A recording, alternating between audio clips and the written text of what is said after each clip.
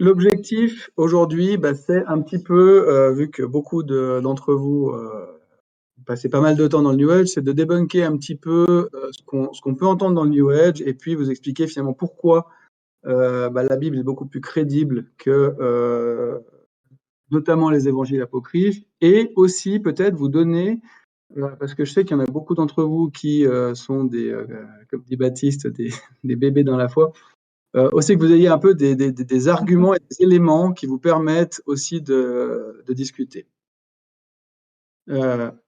Alors, hop, donc, je suis parti un peu de choses qu'on peut entendre dans les différentes discussions qu'on peut avoir. La Bible a été créée par l'Église catholique lors du Concile de Nicée. Il y a des textes dérangeants qui ont été écartés. Donc voilà, il y a eu une sélection. Elle a été modifiée, falsifiée par le Vatican.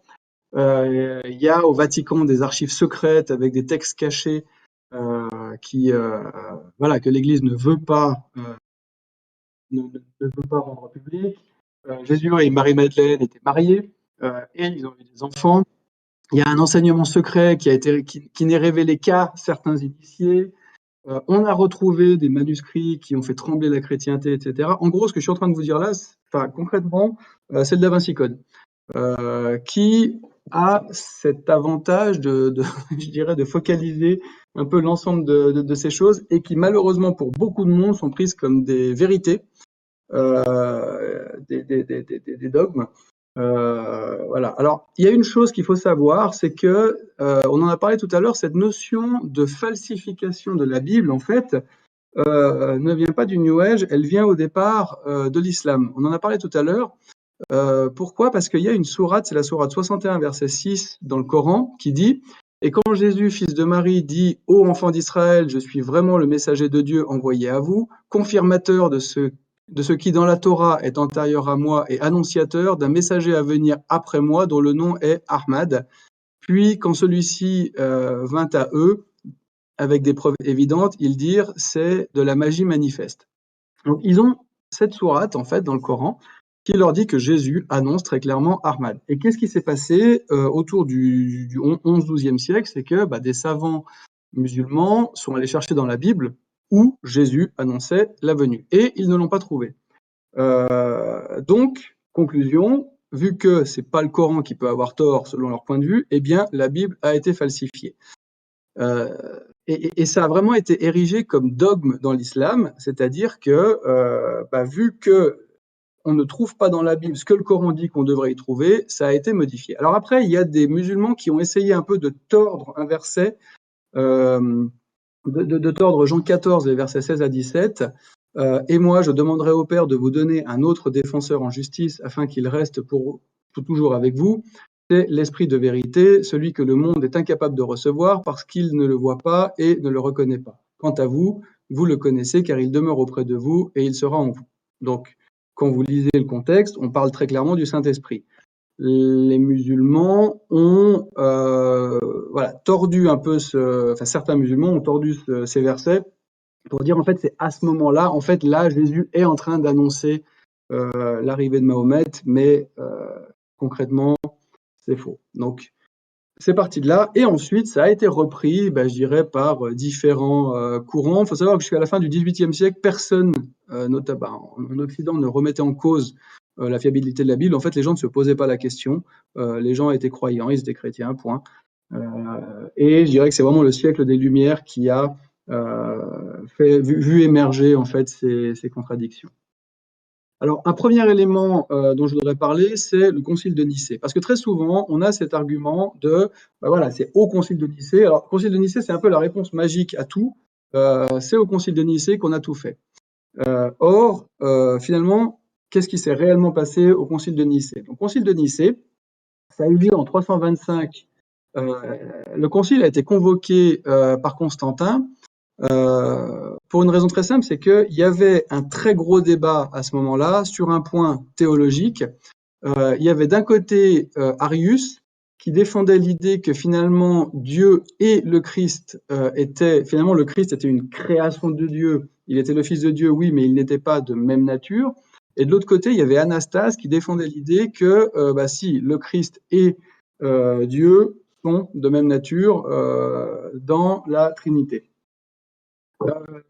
Constantin avait identifié assez rapidement, il faut savoir que lui est arrivé au pouvoir en tuant pas mal de monde. On était dans une époque extrêmement violente. Par contre, il avait étudié le christianisme et s'était rendu compte que finalement, c'était l'un des seuls courants qui ne le mettait pas, lui, en danger. Parce que les chrétiens ne revendiquaient pas le pouvoir, les chrétiens ne revendiquaient absolument pas le fait d'une expansion armée ou militaire. Et il avait bien compris que plus il y aurait de chrétiens, moins sa position d'empereur était mise en danger. Donc, ce qu'on sait de Constantin aujourd'hui, on l'a par Eusèbe de Césarée, qui a rédigé en fait sa biographie. Et ce qu'on apprend du Concile de Nicée, c'est que quand on lit Eusèbe de Césarée, alors lui se fixe sur une chose, c'est que pour lui, le plus grand apport du Concile de Nicée, c'est qu'on a réussi à fixer la date de Pâques. Alors, ce n'était pas l'objet du concile, l'objet était vraiment le fait de savoir est-ce que Jésus est Dieu ou pas.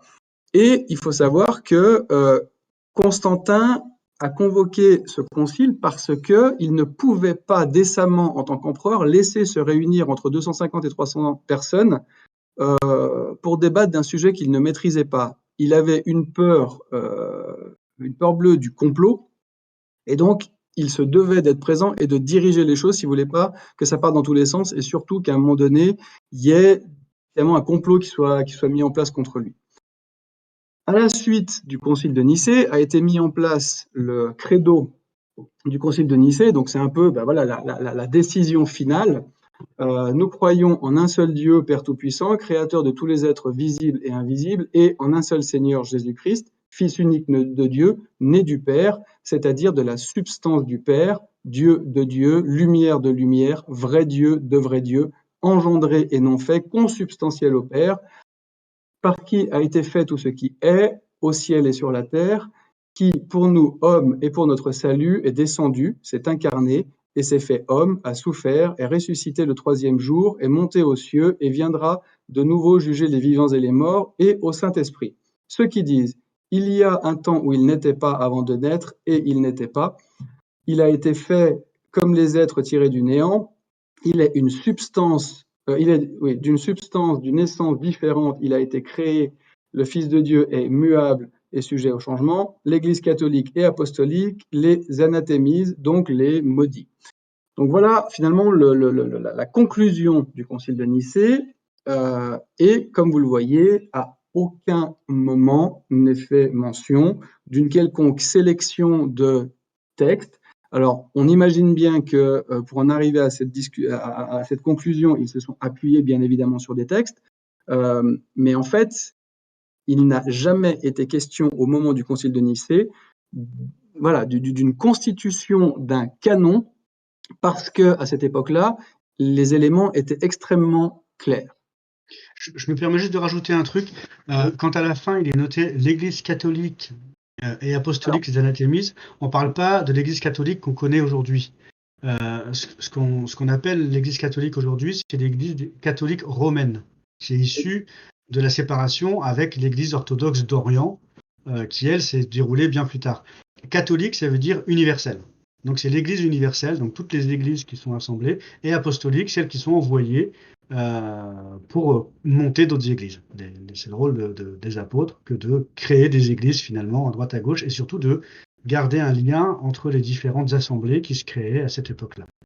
Voilà, vas-y, pardon, je voulais juste préciser ça. Ouais, c'est vrai.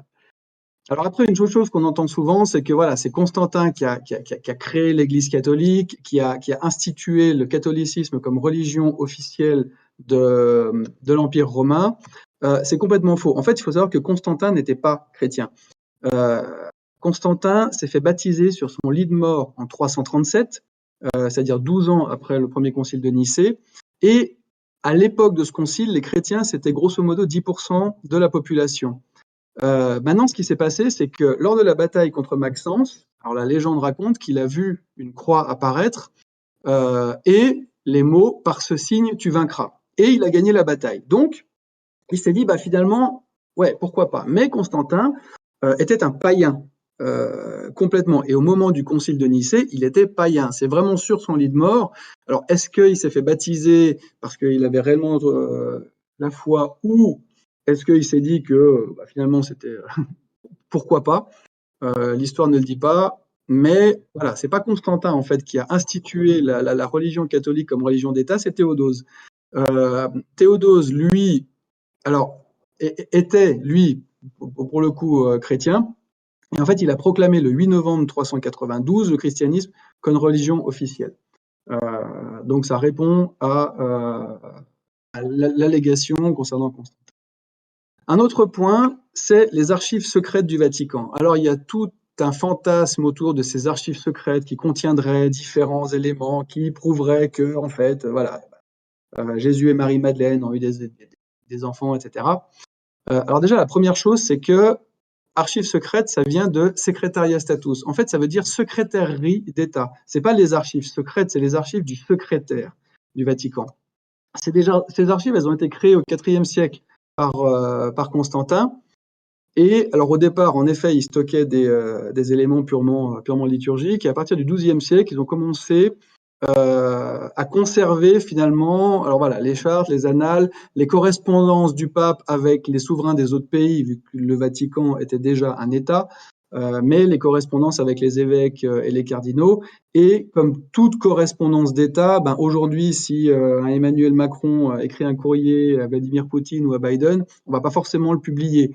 Il y a un délai de sécurité qui fait que voilà, les choses sont conservées de manière plus ou moins discrète pendant un moment. Ensuite, un élément qu'on sait peu, c'est que finalement, ces archives, elles ne sont pas du tout secrètes. En fait, au XIXe siècle, Napoléon Bonaparte a envahi l'Italie et le Vatican.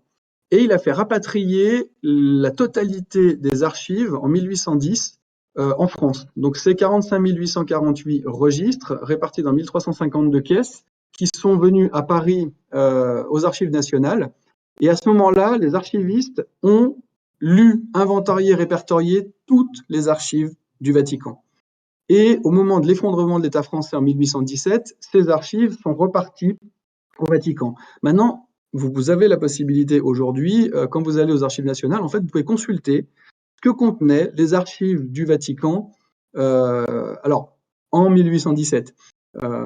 Mais tout est aujourd'hui public, en fait, il n'y a pas de secret. Donc ça, c'est pour débunker aussi un petit peu ce fantasme autour d'un secret qui aurait été conservé. Maintenant, par rapport aux différents évangiles. Alors, il y a eu deux découvertes. La première, c'est Nag Hammadi en 1945. Donc Nag Hammadi, c'est une petite ville près de Luxor, en Égypte, où on a retrouvé en 1945 une énorme jarre dans laquelle il y avait un certain nombre de codex qu'on a pu dater, alors avec les moyens modernes, du IVe siècle. La plupart de ces codex étaient rédigés en copte et on les date parce que dans d'autres écrits, certains sont cités, on date leur écriture plutôt du IIe, IIIe siècle. Le seul codex qui était vraiment complet, c'était l'Évangile selon Thomas, donc j'y reviendrai après. Mais vous avez ici la liste de un peu ce qu'on a retrouvé. Alors il y a les prières de Paul, l'Évangile de la vérité, l'Évangile selon Thomas, selon Philippe, Dialogue du Sauveur, Apocalypse de Paul, etc. Et en fait, ce sont des contenus gnostiques. Donc je viendrai après sur exactement ce que c'est. Les plus célèbres en fait qu'on a aujourd'hui, donc l'Évangile grec des Égyptiens, l'Évangile de Matthias, de Marie-Madeleine, de Judas, de Jean, la Sophia de Jésus, l'Évangile de Thomas et de Pierre. Ça, c'est 1945, une première découverte. Ensuite, on a Qumran, 2 ans après, donc entre 1947 et 1956. Donc Qumran, on est au nord en fait de Jérusalem, nord-est. Donc là, on est vraiment en Israël. Donc on n'est pas du tout sur le même endroit.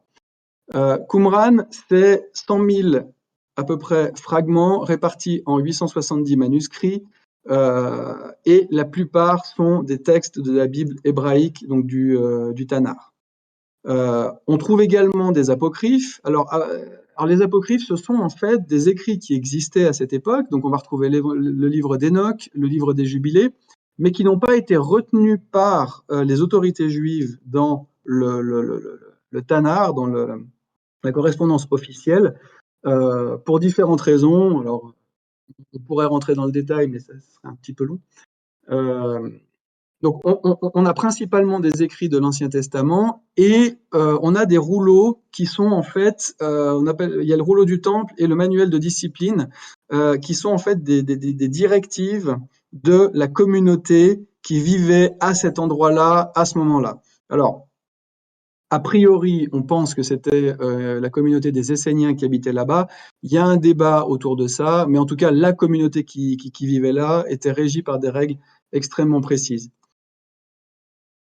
Qumran, c'est différentes grottes. Il y en a 7. Et dans la dernière, la 7e, on a retrouvé des écrits grecs. Donc pareil, je vais vous en montrer un après. Voilà. Maintenant, Qumran, qu'est-ce qui s'est passé? C'est qu'on sait que tout a été muré en l'an 70. En fait, quand les Romains ont envahi Jérusalem et ont détruit le temple, les personnes qui vivaient à Qumran ont muré pour cacher en fait tous ces tous ces manuscrits, tous ces rouleaux, pour pas qu'ils soient détruits par les Romains. Et en fait, aujourd'hui, ce qu'on a, c'est qu'on possède, alors voilà, par exemple, 39 exemplaires du livre des Psaumes, 33 du Deutéronome, 25 exemplaires du premier livre d'Enoch, 24 de la Genèse, 22 d'Ésaïe. Donc, des livres bibliques qui, finalement, ont tous été rédigés avant l'an 70. Donc ça, c'est pour bien différencier, en fait, quand on vous dit, bah oui, on a retrouvé des textes. Oui, bien sûr qu'on a retrouvé des textes. Il y a eu 2 découvertes différentes. Par contre, ces 2 éléments, ces 2 découvertes ne sont pas du tout du même acabit. D'un côté, on a des textes vraiment juifs qui datent au plus tard de l'an 70. Dans l'autre découverte, on est plusieurs siècles après. Malheureusement, aujourd'hui, il y a des informations qui circulent, que beaucoup de personnes prennent pour argent comptant. Alors, j'ai trouvé un site que je trouvais assez génial, évangile-et-liberté.net. Là, qu'est-ce qu'on lit? La Bible chrétienne est le résultat d'un long processus de sélection des textes. S'il est déjà très avancé au 5e siècle, il ne s'est achevé que tardivement. Il faut attendre le 16e siècle pour que les catholiques disposent d'un inventaire des livres de la Bible faisant autorité. Le 17e siècle pour les orthodoxes, et ce n'est qu'au 19e siècle que le contenu de la Bible protestante sera véritablement stabilisé.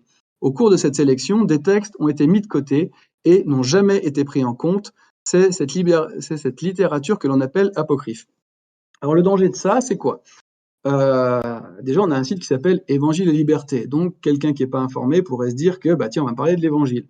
Et là, on vous apprend quoi? Finalement, oui, la Bible a été rédigée pendant X temps.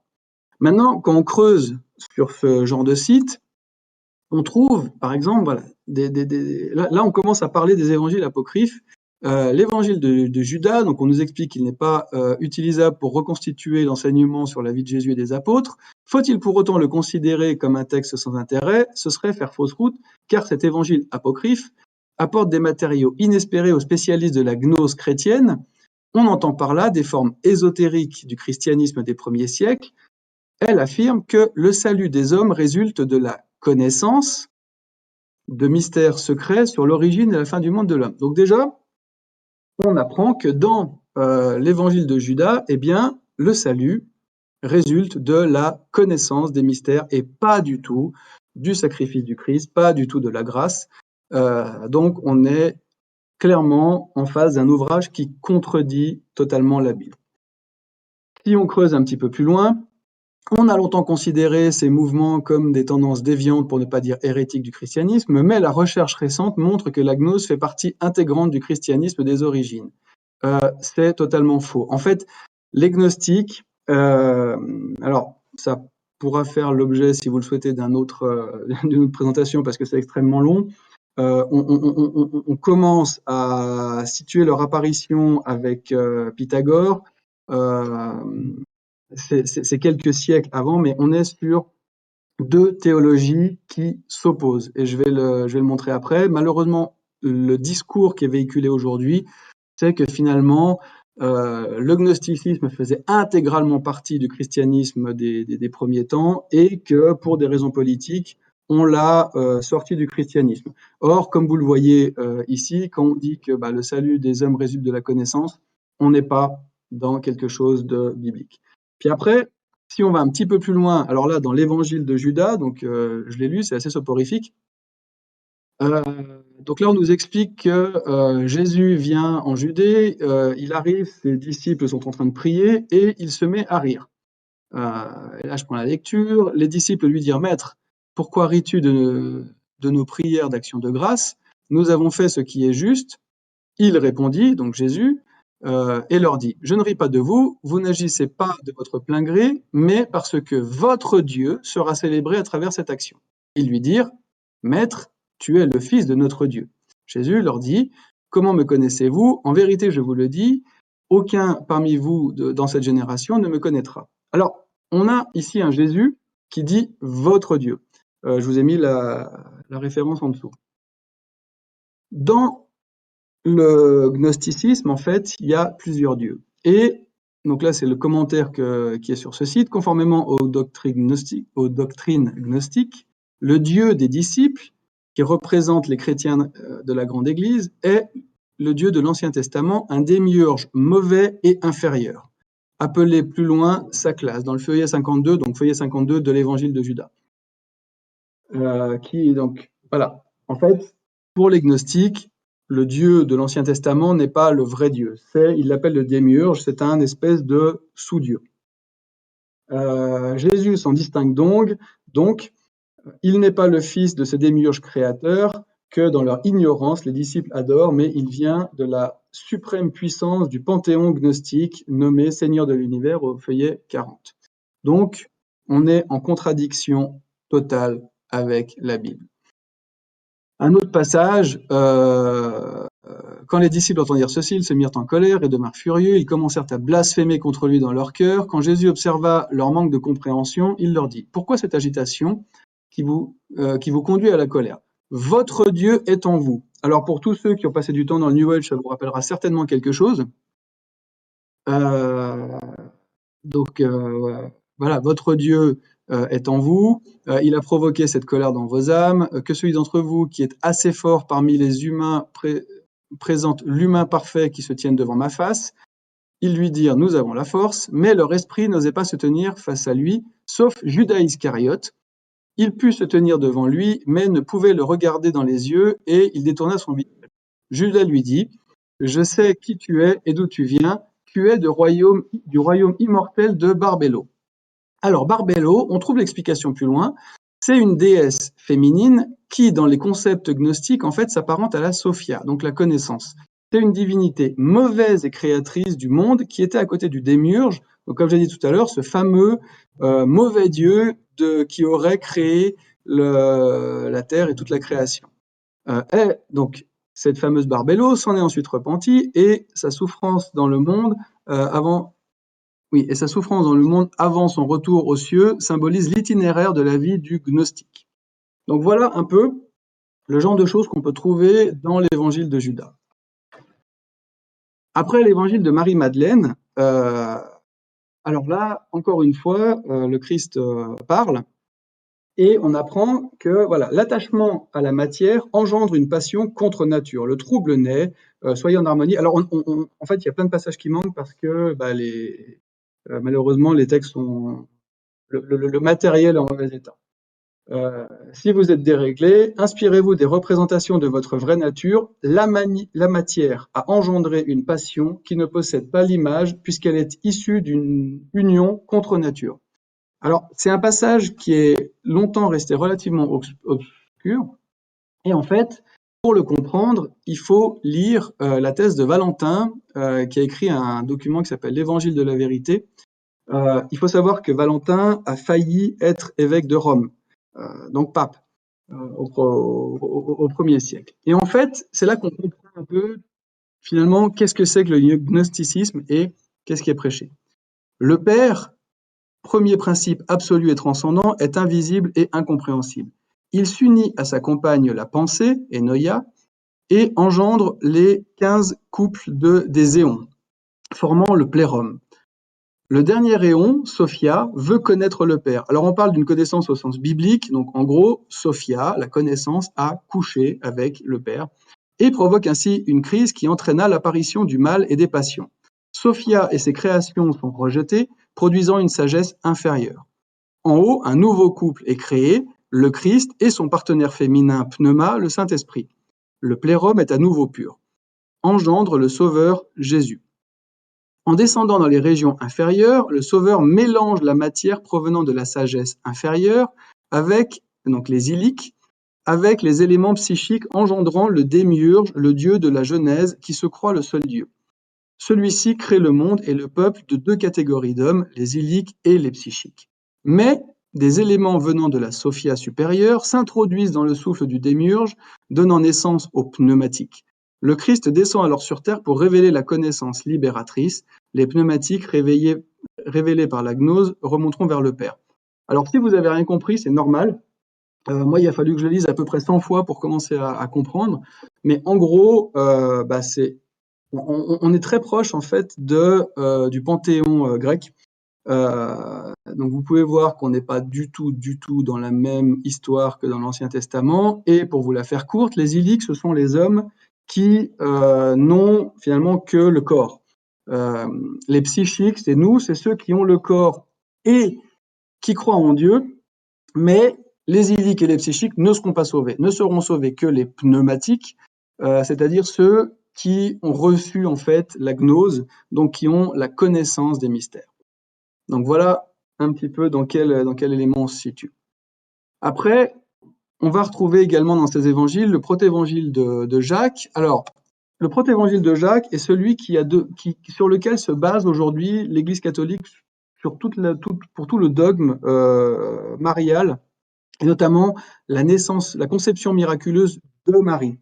Donc c'est un document qui avait été rejeté par les premiers pères de l'Église et qui, au XIXe siècle, a été réintroduit dans l'Église catholique. Maintenant, ce qu'on va retrouver dans ce document, et pourquoi est-ce qu'aujourd'hui on ne peut pas l'accepter finalement comme vérité, c'est un certain nombre d'incohérences et d'erreurs. Par exemple, alors on nous explique que Marie est enfant, elle a 12 ans, elle a été élevée au temple. Joseph, je vous la fais courte, hein. Joseph a 70 ans, il a déjà eu des enfants, mais voilà, il faut placer les jeunes filles du temple. Donc le grand prêtre dit appelez les jeunes filles de la tribu de David. Les 12 tribus d'Israël viennent de Jacob. Jacob a eu 4 femmes. Et ces 4 femmes ont engendré 12 enfants qui ont donné leur nom aux 12 tribus d'Israël. Donc on a Ruben, Siméon, Lévi, Juda, Issachar, Zébulon, Gad, Asher, Dan, Nephtali, Joseph et Benjamin. Et vous pourrez relire une deuxième fois, il n'y a pas de tribu de David. Qui prouve que la personne qui a rédigé en fait le protévangile de Jacques n'avait pas de connaissance du judaïsme et de l'organisation du judaïsme. Ensuite, un autre élément que j'ai relevé qui était assez troublant. Pleine de joie, Marie se rendit chez sa parente Élisabeth et frappa à la porte. En l'entendant, Élisabeth jeta l'écarlate, courut à la porte, ouvrit et la bénit en ces termes. « Comment se fait-il que la mère de mon Seigneur vienne à moi, car vois-tu, l'enfant a tressailli et t'a béni. » Or, Marie avait oublié les mystères dont avait parlé l'ange Gabriel. Alors, je ne suis pas une femme, mais si un ange apparaissait et venait m'expliquer que j'allais donner naissance au Christ, attendu depuis 4000 ans, je pense que quelques semaines après, je m'en souviendrai. Là, le protévangile de Jacques nous dit que non, en fait, Marie avait zappé, elle avait complètement oublié la discussion avec l'ange. Alors, pour moi, c'est assez incohérent. Un autre élément, donc dans le protévangile de Jacques, chapitre 17, verset 1, il parut un édit du roi Auguste qui invitait tous les habitants de Bethléem en Judée à se faire recenser. Ils étaient à mi-chemin quand Marie lui dit « Joseph, aide-moi à descendre de l'âne, l'enfant en moi me presse et va naître. » Ce passage-là, on le retrouve dans la Bible, a plusieurs très légères différences. En ces jours-là parut le décret de César Auguste en vue du recensement de toute la terre. Donc déjà, dans le protévangile de Jacques, on nous dit que c'est les habitants de Bethléem en Judée qui doivent se faire recenser. Là, dans la Bible, on nous dit que c'est les habitants de toute la terre. Ce premier recensement eut lieu pendant que Quirinius était gouverneur de Syrie. Tous allaient se faire recenser, chacun dans sa propre ville. Joseph aussi monta de la Galilée, de la ville de Nazareth, pour se rendre en Judée, dans la ville de David, appelée Bethléem, parce qu'il était de la maison et de la famille de David.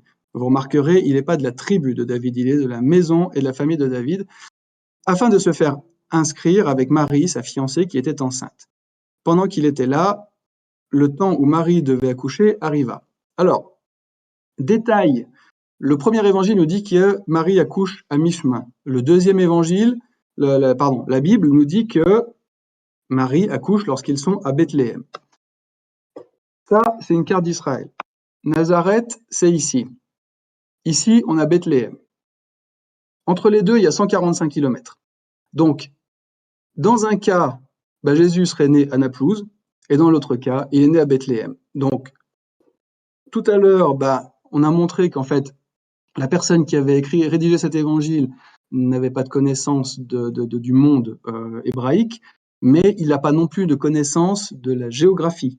Donc ça veut dire qu'en fait, la personne qui a écrit cet évangile n'est pas crédible en soi parce que, voilà, elle n'a aucune connaissance finalement de la vie réelle, de ce qui se passait à cette époque. Ensuite, un autre, alors l'évangile de Pseudo. Alors, vous connaissez, pour la plupart, vous lisez la Bible, Jésus sans péché, donc il est venu accomplir la loi, c'est-à-dire qu'il n'a jamais péché. Eh bien, l'évangile de Pseudo Thomas nous raconte que, voilà, une autre fois, alors là c'est Jésus enfant, Jésus se promenait dans un village quand un enfant, en courant, le heurta à l'épaule. Irrité, Jésus lui dit « Tu ne poursuivras pas ta route ». À l'instant, l'enfant s'écroula mort. Alors, pour l'anecdote, quand vous lisez Pseudo Thomas, dans les 5 premières pages, l'enfant Jésus tue à peu près 4 ou 5 autres enfants. Alors, il les ressuscite après parce que son père lui demande, mais on a plutôt un enfant colérique qui, finalement, quand quelque chose lui déplaît, tue un enfant. Il y a un autre passage où il s'amuse à faire une rigole à côté d'une rivière. Il y a un enfant qui vient, qui marche dessus, il le tue aussi. Donc, on n'est pas du tout sur le Jésus de la Bible. On a ensuite, alors il y a une majorité de femmes, donc je précise ce qui va suivre, ce n'est pas de moi, c'est Évangile de Thomas. On reproche parfois à la Bible d'être misogyne. Dans l'Évangile de Thomas, on trouve ceci. Simon-Pierre leur dit « Que Marie nous quitte, car les femmes ne sont pas dignes de la vie. » Jésus dit « Voici que moi, je l'attirerai pour la rendre mâle, de façon à ce qu'elle aussi devienne un esprit vivant, semblable à vous, mâle. Car toute femme qui ne se fera pas mâle entrera dans le royaume des cieux. » No comment. Maintenant, que nous dit la Bible? Matthieu 12, 49 à 50. Puis Jésus désigna de la main ses disciples et leur dit « Voyez, ma mère et mes frères sont ici, car celui qui fait la volonté de mon Père qui est dans les cieux est mon frère, ma sœur ou ma mère. » En Marc 12, verset 25, en effet, quand ils se relèveront d'entre les morts, les hommes et les femmes ne se marieront pas, mais ils vivront comme les anges du ciel. Donc Jésus ne fait absolument pas cas du sexe, du fait qu'on soit homme ou femme. Dans la Bible, on est tous égaux en tant qu'enfants de Dieu. Par contre, l'évangile de Thomas fait une différence certaine, voire une certaine différence. Un autre élément qu'on peut trouver assez particulier, les disciples disent à Jésus, « Nous savons que tu nous quitteras, qui au-dessus de nous sera alors le plus grand ?» Jésus leur dit, « Là où vous irez, vous vous rendrez vers Jacques le Juste, celui à cause duquel le ciel ainsi que la terre ont été produits. » Donc c'est une nouveauté. En fait, tout a été créé à cause de Jacques le Juste. Alors si vous le connaissez, vous me donnez ses coordonnées, je ne connais pas. Un autre élément, puis il le prit et s'écarta. Donc là, Jésus et Thomas. Donc, Jésus prend Thomas, s'écarte avec lui, et il lui dit 3 mots. Et lorsque Thomas revint vers ses compagnons, ils le questionnèrent. « Qu'est-ce que Jésus t'a dit ?» Et Thomas leur répondit, « Si je vous dis une seule des paroles qu'il m'a dites, vous prendrez des pierres et me les jeterez, et un feu sortira des pierres et vous consumera. » No comment non plus. Un autre élément, là c'est Jésus qui parle, « Si vous ne jeûnez au monde, vous ne trouverez point le royaume. » Comme on disait, en fait, le salut gnostique ne peut se faire que par la fuite du monde d'essences mauvaises. En fait, dans le gnosticisme, et c'est une notion que certains peut-être ont déjà entendue, la matière est ce qu'il y a de pire. Alors pareil, je vous la fais courte, il y a un système en 10 paliers. En fait, il y a le Dieu ultime qui est une énergie la plus pure possible. Cette énergie se condense de plus en plus dans chaque monde. Arrivé au 7e niveau, on est au niveau du démiurge, et arrivé au dernier niveau de concentration, on est dans la matière. Et le but de l'homme est de sortir de cette matière par la connaissance pour retourner au premier niveau étape par étape, et ainsi revenir en fait à l'énergie primordiale, qui du coup n'est pas le démiurge mais est une autre. Ça rappellera certainement certaines théories à pas mal d'entre vous. Également l'évangile de Pierre. Alors là, on est dans un autre registre. Ils virent à nouveau 3 hommes sortir du tombeau, 2 d'entre eux le soutenaient, et soutenaient le troisième, et une croix les suivait. Et tandis que la tête des 2 premiers atteignait le ciel, celle de l'homme qu'ils conduisaient par la main dépassait les cieux. Et l'on entendit une voix disant des cieux, « As-tu annoncé la bonne nouvelle à ceux qui dorment ?» Et de la croix, on entendit la réponse « Oui ». Alors dans l'évangile de Pierre, il faut savoir qu'on a tout un récit de Jésus qui descend en enfer, alors ça commence par une discussion en fait entre Hadès et Satan, où finalement Satan est tout content d'aller voir Hadès en disant bah, je l'ai vaincu, j'ai gagné, il va arriver, il a perdu. Hadès est nettement moins euphorique en disant mais attends, tu rigoles ou quoi, c'est Dieu, est-ce que tu es sûr que c'était une bonne idée de l'amener ici? Et en fait Jésus vient en enfer, évangélise l'enfer et ensuite remonte sur terre. On va trouver également dans les évangiles apocryphes les actes de Pilate. Alors là, c'est pareil, on a plein d'incohérences. Pilate fit tirer le rideau de la tribune où il siégeait et dit à Jésus, « Ta nation a démenti que tu fusses roi, voici ma sentence. Tu seras d'abord flagellé selon la coutume de nos pieux empereurs, ensuite cloué en croix dans le jardin où l'on t'a arrêté. » Là, il y a un gros souci parce qu'en fait, Jésus a été arrêté au Mont des Oliviers et il a été crucifié sur le Golgotha. C'est deux endroits complètement différents. Donc tout ça pour montrer quoi? En fait, dans ces évangiles qu'on dit apocryphes, où on va vous expliquer que c'est des évangiles qui ont été mis de côté parce que ça détenait une vérité qui dérangeait, qui allait à l'encontre de l'orthodoxie de l'époque, en fait, non, tous ces évangiles sont pleins d'incohérences, sont pleins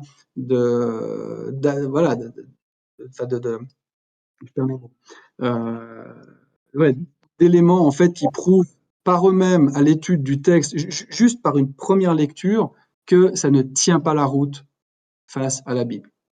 Alors maintenant, une question, est-ce que l'enseignement de Jésus, parce que c'est ce qu'on dit, c'est que Jésus a transmis un enseignement secret à ses disciples, et que finalement, c'est cet enseignement-là qui est le vrai et pas du tout ce qu'il a dit dans la Bible.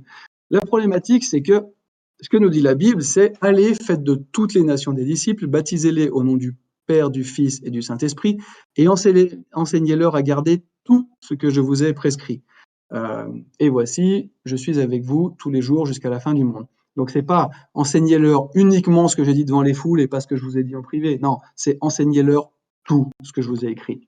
Au moment de son arrestation, en Jean 18, les versets 19 à 21, le souverain sacrificateur interrogea Jésus sur ses disciples et sur sa doctrine. Jésus lui répondit, « J'ai parlé ouvertement au monde, j'ai toujours enseigné dans la synagogue et dans le temple où tous les Juifs s'assemblent et je n'ai rien dit en secret. » Donc la Bible nous dit elle-même que l'enseignement de Jésus n'a rien de secret. Donc le fait de dire qu'il y a un enseignement secret qui est contenu dans les évangiles apocryphes, c'est complètement faux. Maintenant, aujourd'hui, finalement, pourquoi est-ce que certains évangiles ont été retenus et pas d'autres? Alors, déjà, il y a une chose qu'il faut préciser. Aujourd'hui, on nous enseigne à l'école que Jules César a conquis la Gaule en 50 avant Jésus-Christ et personne ne le remet en cause, c'est un fait établi pour tout le monde. Et comment est-ce qu'on peut être sûr de ça? C'est qu'on possède 10 manuscrits. Le plus ancien date de l'an 900, c'est-à-dire 950 ans après la conquête de la Gaule par Jules César. Mais voilà, c'est très clair pour tout le monde. L'Iliade et l'Odyssée, aujourd'hui on a 643 copies de l'Iliade. La plus ancienne qu'on ait aujourd'hui, elle date du Xe siècle. Or, l'Iliade est censée s'être passée et avoir été écrite au 8e siècle avant Jésus-Christ. Donc on a 1800 ans d'écart. Alors, l'Iliade n'est pas un fait historique, mais aujourd'hui, personne ne met en doute le fait que Homère a écrit l'Iliade et l'Odyssée. Donc d'abord l'Iliade, ensuite l'Odyssée au 7e siècle. L'Odyssée, on a une tablette du 3e siècle après Jésus-Christ, mais on a 1000 ans d'écart entre l'original et la copie concernant l'Odyssée et 1800 ans pour l'Iliade. La poésie d'Aristote, c'est pareil. Aujourd'hui, on a 5 copies qui datent du Moyen-Âge. Ça a été écrit en 340 avant Jésus-Christ. On a 1400 ans d'écart entre l'original et les copies les plus récentes. Or, personne ne remet en doute le fait que c'est Aristote qui a bien écrit la poésie d'Aristote. Concernant la Bible, aujourd'hui, on a 24 000 manuscrits similaires qui sont répartis dans le monde. Le plus vieux datait, alors je vais mettre un bémol, de 130, c'est-à-dire un siècle après la Bible. On a 5000 exemplaires du Nouveau Testament en grec. Le Codex Vaticanus et le Codex Sinaiticus, donc qui sont voilà, la Bible complète date à peu près de l'an 350, donc on est 300 ans après les événements. Le Codex Vaticanus, alors en théorie est consultable au Vatican. Pour avoir fait des recherches, si vous n'êtes pas en train de préparer une thèse de doctorat en théologie, ça va être compliqué, mais potentiellement on peut aller consulter le Codex Vaticanus. Or, aujourd'hui, c'est sur la Bible qui présente le plus grand nombre de sources archéologiques qu'il y a un débat. Il n'y a aucun débat sur la guerre des Gaules, personne n'en parle, il y a un débat sur la Bible. Alors pourquoi est-ce que certains textes ont été choisis et pas d'autres? Il y a quatre éléments finalement principaux. Le premier, c'est la tradition sacrée. Pour ceux qui ont lu la Bible en entier, une chose qui choque, c'est que finalement, il y a une cohérence totale de A à Z, entre de la Genèse à l'Apocalypse. Voilà, on est dans quelque chose qui se suit, qui est cohérent, qui est parfait. Ensuite, il y a la paternité apostolique, c'est-à-dire que les textes qu'on a retenus doivent être attribués soit à un apôtre, soit quelqu'un qui était en relation directe avec eux. Par exemple, Luc, quand il écrit, on sait que Luc a été un disciple de Paul et également de Pierre, donc il a toute la crédibilité pour écrire parce qu'il a discuté de première voix avec les apôtres. Ensuite, il y a un usage liturgique, c'est-à-dire que les textes retenus doivent finalement avoir été utilisés par les premières communautés chrétiennes, donc celles qui ont vécu au moment de la vie du Christ et dans les quelques années, les quelques décennies qui ont suivi sa mort. Et enfin, l'orthodoxie. Le texte doit respecter les vérités de base, l'unité de la Trinité de Dieu, la coexistence de la nature humaine et divine de Jésus-Christ. Donc, sur la base de ces éléments, oui, des textes ont été gardés et peut-être que d'autres ont été rejetés. Maintenant, qu'est-ce qu'on a aujourd'hui? Eh bien, aujourd'hui, il y a un certain nombre de musées dans lesquels on peut aller consulter des écrits. Alors, personnellement, le seul que j'ai vu, c'est l'Évangile de Jean à la bibliothèque Bodmer à Genève, qui date de 200, mais comme vous le voyez un peu sur ce document, on a un évangile de Matthieu qui date de l'an 150, on a un évangile de l'Apocalypse au Caire qui date de l'an 150, épître de Tite à Manchester de l'an 200. Donc tout ça sont des documents qu'on peut aujourd'hui consulter et qui, avec les moyens modernes d'évaluation, ont été, enfin la datation a été faite et comme vous le voyez, on est moins de 200 ans après la mort du Christ. Ensuite, on a des éléments, alors j'y ai fait allusion tout à l'heure, alors bon, cet élément-là fait encore débat. On a retrouvé à Qumran ce qu'on appelle le parchemin 7Q5, qu'on attribue en fait à une partie de l'évangile de Marc. Donc en haut, vous avez l'élément qu'on a aujourd'hui, et en bas, on voit comment est-ce qu'il s'intègre dans le texte grec. Et les mots qu'on a sur ce parchemin, c'est au sujet, l'heure, mais, et ayant traversé à Génézareth, à Coster. On voit qu'en fait, cet élément-là se marie parfaitement dans le texte où Jésus embarque avec ses disciples, et donc Marc 6, versets 52 à 54. Alors, ça fait débat. Pourquoi? Parce que on l'a retrouvé à Qumran. Et comme je l'ai dit tout à l'heure, Qumran a été muré en 70. Ça voudrait dire qu'en 70, l'évangile de Marc circulait déjà. 70, on est moins de 40 ans après la mort du Christ. Un autre élément qui est à l'étude, c'est le papyrus d'Oxford. Ce papyrus d'Oxford a longtemps été considéré comme datant à peu près de l'année 70. Donc de la même manière, hein, je vous l'ai mis en bas à gauche, lorsqu'on le met sur le texte grec, ça colle parfaitement. Maintenant, il y a une nouvelle étude qui est sortie, il y a un livre qui a été publié, et en fait, il montre que ce codex daterait des années 40. Donc on est là à peu près 10 ans, ça veut dire que 10 ans après la mort du Christ, on avait déjà un évangile de Matthieu qui était en circulation. Donc voilà un peu pour le matériel aujourd'hui qu'on possède, d'un côté biblique et de l'autre côté gnostique. Alors après, un autre élément qui va faire qu'on va attribuer un certain crédit ou pas à un document, bizarrement, ce sont les noms. Il y a une étude qui a été faite sur les noms utilisés. Ça fonctionnait pas comme nous, en fait. Il n'y avait pas de nom de famille à l'époque. Et on voit par exemple que le prénom Simon, alors dans le Nouveau Testament, il y a 8 Simons différents. Flavius Joseph cite 29 Simons. Dans les ossuaires qu'on a retrouvés autour de Jérusalem, on a 59 Simons. 72 dans les manuscrits de la mer Morte, donc on est à 168 occurrences du prénom Simon. Joseph, on en a 150. Lazare, on en a 102. Donc, en fait, les gens portaient beaucoup les mêmes prénoms. Et un élément qui qualifie la Bible là-dedans et qui disqualifie totalement les évangiles gnostiques, c'est en fait la désambiguïsation. Lorsqu'on lit Matthieu 10, versets 2 et 4, voici les noms des 12 apôtres. D'abord Simon, surnommé Pierre, et son frère André, Jacques et son frère Jean, tous deux fils de Zébédée, Philippe et Barthélemy, Thomas et Matthieu le collecteur d'impôts, Jacques le fils d'Alphée et Thaddée, Simon le nationaliste et Judas Iscariote qui trahit Jésus. Donc on voit rien que dans ce verset que la Bible met un soin énorme à préciser qui sont les gens. Rien que là, on a déjà 2 Simons. Donc il faut déjà les différencier. On a Simon surnommé Pierre et Simon le nationaliste. Et très souvent dans la Bible, on va retrouver ce phénomène. C'est quelque chose qui n'existe pas dans les évangiles apocryphes. En fait, on vous parle de Simon, on vous parle de Judas, on vous parle de Matthieu, mais sans préciser qui il est, quelle est cette personne. Et on voit là que c'était très très facile de se tromper. Maintenant, dernièrement, j'arrive au point, ne vous inquiétez pas. Les pères de l'Église.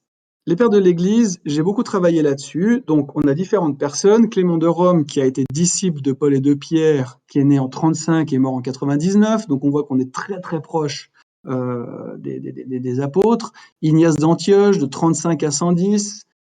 Polycarpe de Smyrne, qui est né en 70, qui est mort en 167. Justin de Naplouse, Irénée de Lyon. Donc, ce sont tous des gens qui ont vécu à l'époque des premiers apôtres ou qui ont été des témoins, on va dire, extrêmement proches. Et ces hommes ont écrit un certain nombre de documents qu'on a toujours. Donc, par exemple, Clément de Rome, il a écrit une épître aux Corinthiens, donc une lettre à l'église de Corinthe. On va retrouver, alors Ignace d'Antioche a énormément écrit aux Romains, aux Australiens, Polycarpe également. Pourquoi je viens sur les pères de l'Église ? Tout simplement parce que quand on lit les pères de l'Église, on se rend compte qu'ils passent leur temps à citer la Bible. Un premier document, la Didaché, donc on appelle ça la Didaché des apôtres, c'est un document qui est cité par énormément de pères de l'Église, et on voit dans le texte qui est à droite que la Didaché cite tout le temps des passages de la Bible. Bénissez ceux qui vous maudissent, priez pour vos ennemis et jeûnez pour ceux qui vous persécutent, car si vous aimez ceux qui vous aiment, quel gré vous en saura-t-on ? Même les païens n'en feront-ils pas autant ? Donc là, il cite clairement Matthieu, chapitre 5. Abstiens-toi de tout désir charnel. 1 Pierre 2, verset 11. Et dans tous ces textes des pères de l'Église, on retrouve des passages de la Bible. Alors après, je me suis amusé à noter, par exemple, Clément de Rome. Donc là, voici un passage de son épître aux Corinthiens. J'ai relevé sur la droite tous les passages en fait qu'il cite dans son épître aux Corinthiens. Comme vous voyez, ça va de Genèse à Apocalypse. Il cite la Genèse, l'Exode, Deutéronome, Josué, Job, énormément les psaumes. Ésaïe, Jérémie, Matthieu, Marc, Luc, les Actes des Apôtres, Titres, Hébreux, et, alors fait un peu surprenant, il cite l'Apocalypse. Il cite Apocalypse 22, verset 12, Clément de Rome est mort en 99, or l'Apocalypse est censé avoir été écrit en 105. Donc ça veut dire qu'en fait, avant 99, l'Apocalypse était déjà en circulation. De la même manière, quand on lit Polycarpe, dans sa lettre aux Philippiens, donc il l'a écrit en 107 après Jésus, je vous ai laissé le grec à côté, c'est pareil. Il cite les psaumes, Ésaïe, Jérémie, Matthieu, Luc, les Actes et la plupart des épîtres de Paul. Il cite énormément Pierre. Il faut savoir que Polycarpe a été disciple de Jean, il a connu Pierre. Donc voilà, puis comment ça fonctionne? Quiconque en effet ne confesse pas que Jésus est venu dans la chair est un antéchrist. C'est 1 Jean 4, versets 2 et 3. C'est comme ça qu'on arrive à savoir. Irénée de Lyon, et là ça répond à l'argument du début qui consistait à dire que la Bible a été finalement manipulée et créée lors du concile de Nicée en 325. Irénée de Lyon a écrit un énorme pavé qui s'appelle Contre les hérésies, dénonciation et réfutation de la gnose en non-menteur. Donc lui s'oppose de manière frontale aux gnostiques. On est en 180. Et il écrit: Ainsi, Matthieu publia-t-il chez les Hébreux dans leur propre langue une forme écrite d'évangile à l'époque où Pierre et Paul évangélisaient Rome et y fondaient l'Église. Après la mort de ces derniers, Marc, le disciple et l'interprète de Pierre, nous transmit lui aussi par écrit ce que prêchait Pierre. De son côté, Luc, le compagnon de Paul, consigna en un livre l'évangile que prêchait celui-ci. Puis Jean, le disciple du Seigneur, celui-là même qui avait reposé sur sa poitrine, publia lui aussi un évangile, tandis qu'il séjournait à Éphèse en Asie. Donc Irénée de Lyon, en l'an 180, nous explique qu'il y a 4 évangiles, Matthieu, Marc, Luc et Jean. Donc le fait de dire « ça a été institué en 325 », c'est faux. Il faut simplement lire les 687 pages de Contre les hérésies et on aura la réponse. Et enfin, pour terminer, l'argument qui pour moi est le plus fort par rapport à ça, c'est les opposants. Marcion, en 140, alors Marcion c'était un hérétique qui rejetait la Bible hébraïque. Donc pour lui, vu que et pour les gnostiques globalement, vu que le Dieu de l'Ancien Testament était un Dieu mauvais, il fallait rejeter tout ce qui concernait. Donc en 140, il fait un pamphlet dans lequel il choisit et il dit quels sont les livres qui doivent figurer dans la Bible. Donc bien évidemment, il n'y a pas l'Ancien Testament. Par contre, voilà, donc le texte en bas, Marcion rejette donc radicalement la Bible judaïque et ne retient que l'évangile de Luc, les 10 épîtres de Paul, donc Galates, 1 et 2 Corinthiens, Romains 1 à 14, 1 et 2 Thessaloniciens, épîtres aux Éphésiens, aux Colossiens, aux Philippiens et Philémon, qu'il épure de tous les éléments ou interpolations judaïsantes. Il fait également la même chose dans l'évangile de Luc, donc il supprime tout ce qui fait référence à l'Ancien Testament, également dans l'épître aux Romains et aux Galates. Maintenant, je pose la question, comment en 140 peut-il dénoncer des éléments bibliques qui, selon beaucoup de gens, sont censés en 140 ne pas exister? Donc voilà, moi j'en ai fini. J'espère que ça vous a plu.